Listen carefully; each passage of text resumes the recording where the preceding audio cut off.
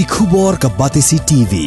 Lawan ra ashapi dak Orange Nissan Looms Hope Ho near Fire Brigade Shillong, ringkat bat ka M Crown Hotel Kendai Lat Shillong, ka Three Olives Restaurant, balak play nakbantaban Shakriya P, hapo ka jingada jong ka Bio Bubble Antivirus Coating, ringkat ka Cosmic Kingdom, ka Jakai Lekai Bapaw ha Shillong, balayada na ka Bio Bubble Antivirus Coating, balale da ka Meva Enterprise. Menteri Jong Katanat Kakot Kakia Kasorkar Jela Uba Alexander Elhek Ulaong Bakajing Aidawai Injection COVID Shield Ya Nongtrei Jong Katanat Kakot Kakia Kam Dalong Tan Kakam Kabakong San Bat Kam Shimladon Satya Kanu Kajing Pynbor Ya Nongtrei Jong Kani Katanat Baki Day Bet Ban Pediang Ya Kani Kajing Injection Ban Yada Na Kajing Pang COVID Khat Kandai Kani kajing pensya jong uniu menteri katanat kakoi kakia kalong hadin baki Nongtrei jong katanat kakoi kakia menta kasngi kakat pratri urumpang arajar arpuway kila penlong ya kajing persya ban pediang ya kani kadawai injection ban yada na kajing pang covid khat kandai.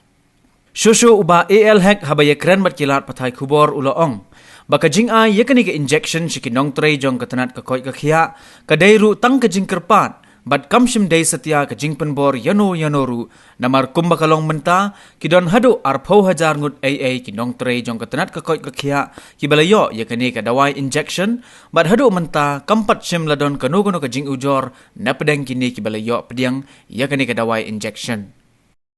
Beri-beri atau ngihap up eta koman kat ki yong teki bahe tang ta na perkhat pade yong ka ri senchar la ilut ti menta dahaban ang banle kom ta tengam soy hap hi maka along kom ka ba shu Pynbor yo breu banle ban ai ta ka injection tengah hanga maroi tengah so kami hap ke kom nga mentas ngawan ngi dan laingut tinggi rum senrung laingut pelil ka jong le kom no teng haban ye pek ke ban ja sedien tengah haban resign no ya ta kam te isi pek pat ngan le no ya kata te Lada baru upat ba uya menjur kalau kawai ban hapan ai tak injection ten kawai tak put ngishap ban ai ni ban ai te maka ni kan mentar kalau kumpa hamdan te kata ban pensai yang itu kena ai injection kalau tam dan ba pensai ra shuan shu order ba bali ai bet pim ai pensai habe kam la isi be halor bangim tre ban ai kan ka vaksin ba kipa kan wong ba berkhai ki staff ki bitari lang ngah hang the po na re chem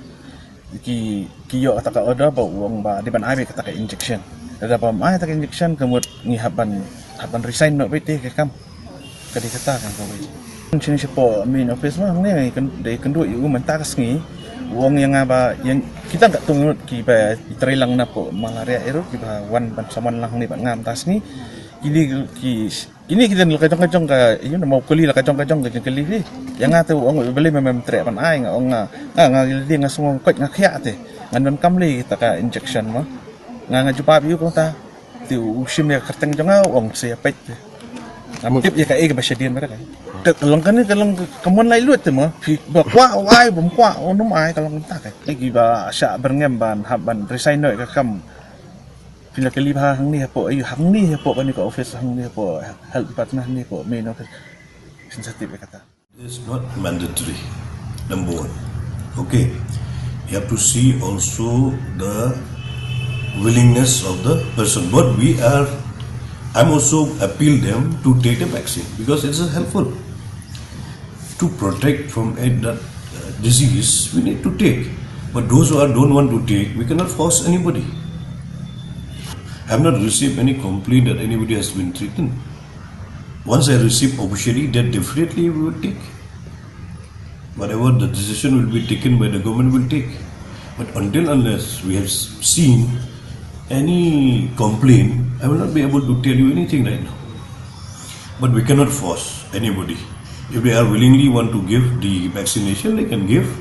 But I appeal to everyone, every citizen also, to take the vaccine.